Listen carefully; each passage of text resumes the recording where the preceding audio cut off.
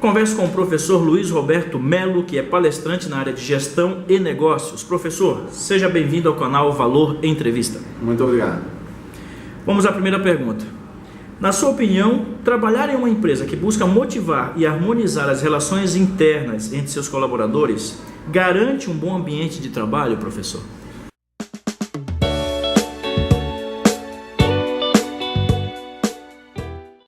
Garantir é um termo talvez muito forte, mas a gente precisa lembrar de uma coisa.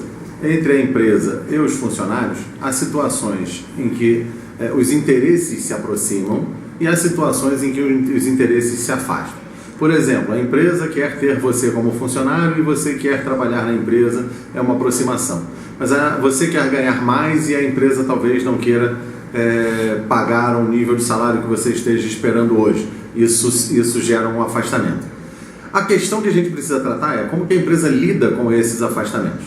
Há 3 formas da gente lidar com isso. Uma forma é através da coerção, ou seja, a empresa tem o poder e ela impõe o poder sobre o funcionário.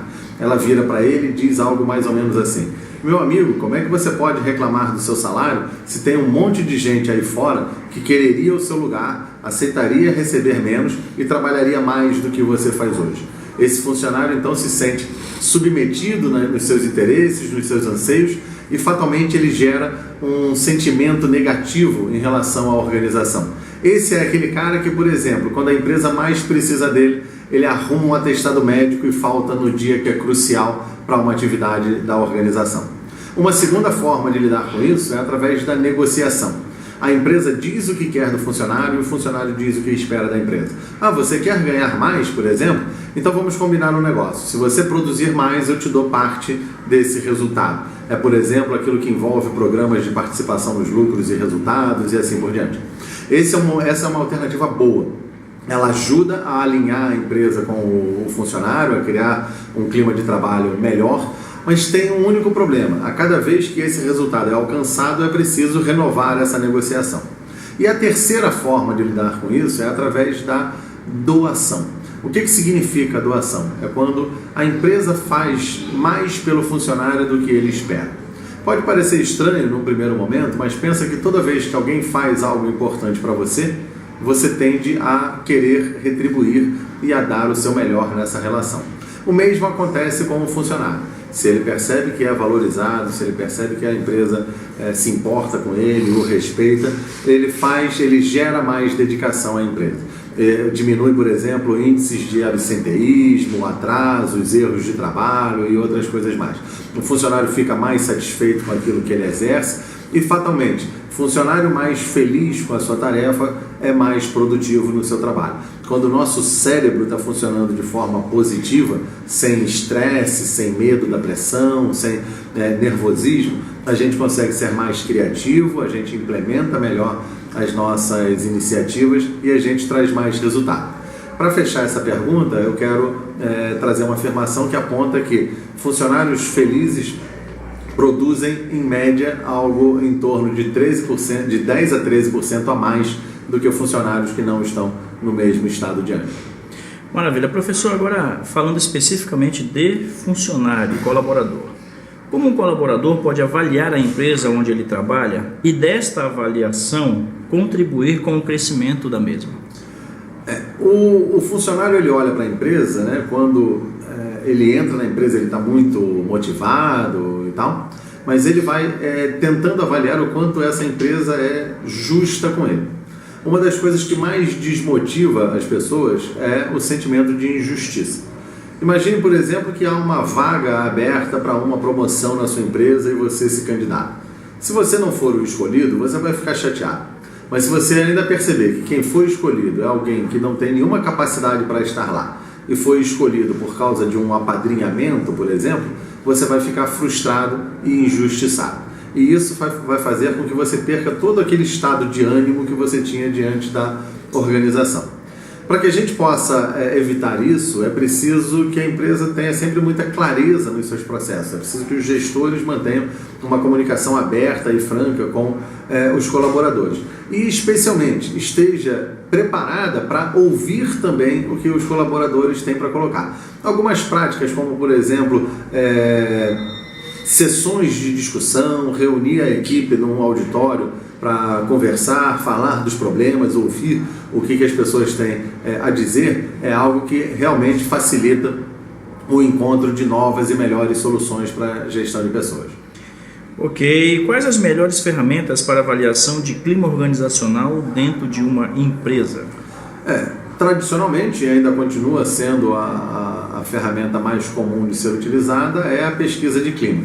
A pesquisa de clima é uma atividade em que a gente realmente questiona o funcionário o que ele está pensando sobre a organização, como que ele está avaliando a organização. A primeira pergunta quando você vai fazer uma pesquisa de clima é se você está preparado para ouvir as respostas. Se você abre uma discussão sobre clima organizacional, fatalmente você vai ter um nível de expectativa maior nas pessoas.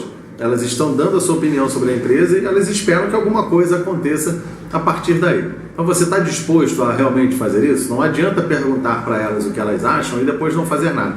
Vai ser muito pior até do que talvez não perguntar. A outra coisa é que você precisa estimular o nível de participação verdadeiro das pessoas. Então há dois desafios para isso. O primeiro é fazer com que as pessoas acreditem na pesquisa e participem.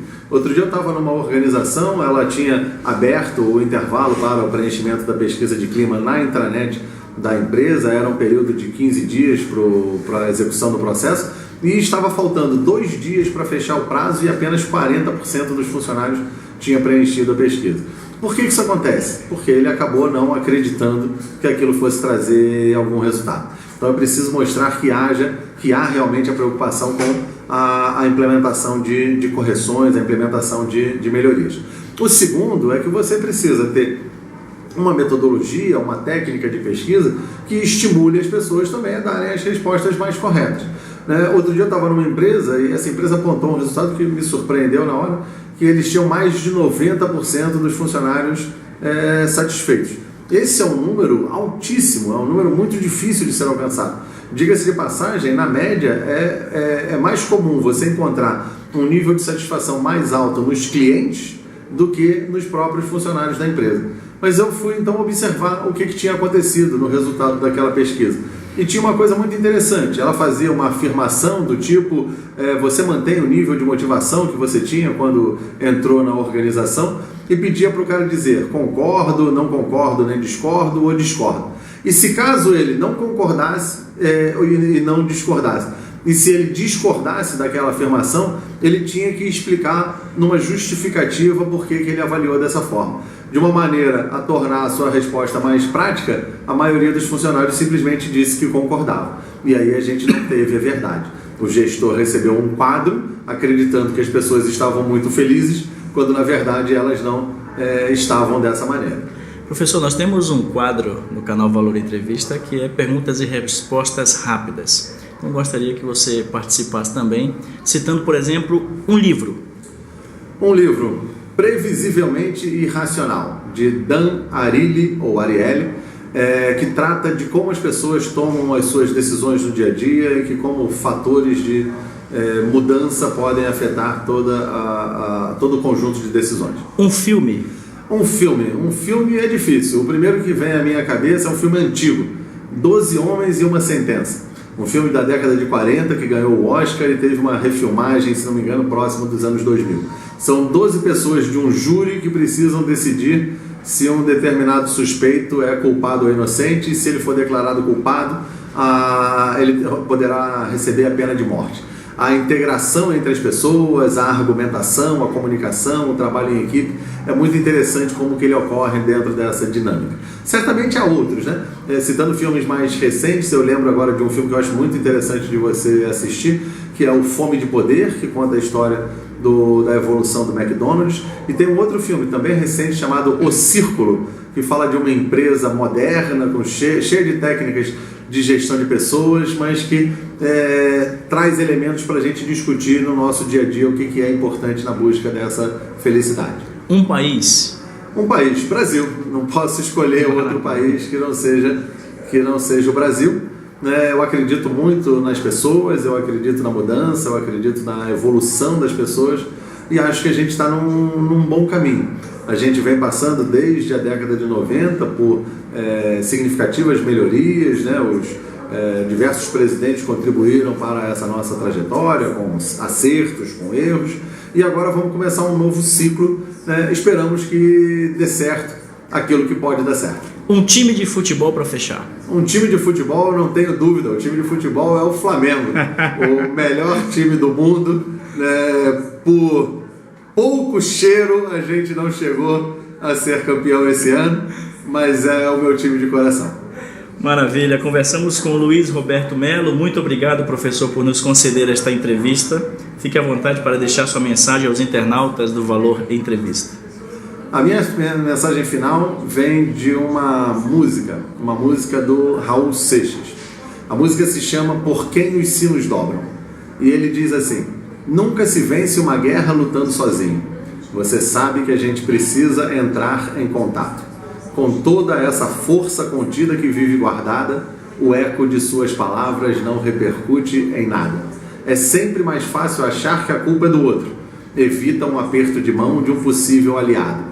Convence as paredes do quarto e dorme tranquilo, sabendo no fundo do peito que não era nada daquilo. E no refrão ele diz: coragem, coragem, se o que você quer é aquilo que pensa e faz. Coragem, coragem, que eu sei que você pode mais. E eu sei que todos nós podemos mais e a gente pode contribuir para fazer um Brasil melhor, uma cidade melhor, uma empresa melhor e deixar uma história bastante satisfatória para as próximas gerações. Muito obrigado, meu agradecimento especial a todos vocês que nos acompanham nas nossas redes sociais, especialmente a SIG por nos conceder este espaço para esta entrevista. Eu me chamo Alan Santiago e este foi o Valor Entrevista com o professor Luiz Roberto Melo. Professor, muito obrigado, abraço a todos, tchau!